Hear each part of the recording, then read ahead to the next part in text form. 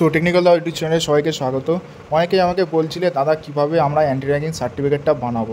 তো আজকের এই ভিডিওতে আমি তোমাদের ফুল প্রসেস বলবো কীভাবে তোমরা জেক্সপো অথবা বুকলেট অ্যাডমিশনের যে অ্যান্টি র্যাগিং সার্টিফিকেটটা লাগছে সেটা তোমরা কীভাবে বানাতে পারবে। সবার প্রথমে তোমাদের একটা নতুন ফরম্যাট দিয়েছে অ্যান্টি র্যাগিং সার্টিফিকেটের। এখানে যে ফরম্যাটটা আমি দেখাচ্ছি এটা পুরোনো ফরম্যাট। যদি তোমাদের নতুন ফরম্যাট দিয়ে থাকে তোমাদের প্রোফাইল সেকশন থেকে ওটা ডাউনলোড করে নিও। দেন ওই ফরম্যাটটা তোমরা হাতে ফিল আপ করে তোমাদের যে আশেপাশে কোর্ট আছে অথবা যিনি নোটারি অ্যাডভোকেট আছেন তাদের কাছে চলে যাবে। ওনাদেরকে বলবে যে আমার কলেজে অ্যাডমিশনের জন্য একটা অ্যান্টি র্যাগিং এফিডেভিট দরকার। তো ওনারা কিন্তু 10 টাকার একটা স্ট্যাম্প পেপারে অ্যান্টি র্যাগিং এফিডেভিট বানিয়ে দেবে। তো তোমাদের শুধু কাজটা হলো যেই ফরম্যাটটা দিয়েছে যদি নতুন ফরম্যাট দিয়ে থাকে ওটা ডাউনলোড করে ফিল আপ করে নিয়ে যাবে।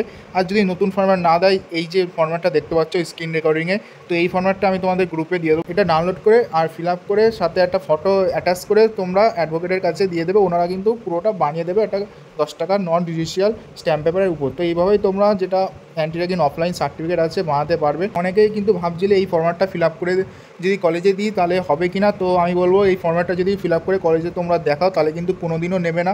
সার্টিফিকেটটা কিন্তু 10 টাকা নন জুডিশিয়াল স্ট্যাম্প পেপারে বানাতে হবে এবং ওখানে কিন্তু অ্যাডভোকেটের সই এবং নোটারি স্ট্যাম্প লাগবে। তো আজকে এই ভিডিওটা অবধি ছিল। যদি ভিডিওটা ভালো লাগে একটা লাইক করবে এবং যদি এরকম ভিডিও পেতে চাও তো আমাদের চ্যানেলটাকে অবশ্যই সাবস্ক্রাইব করবে।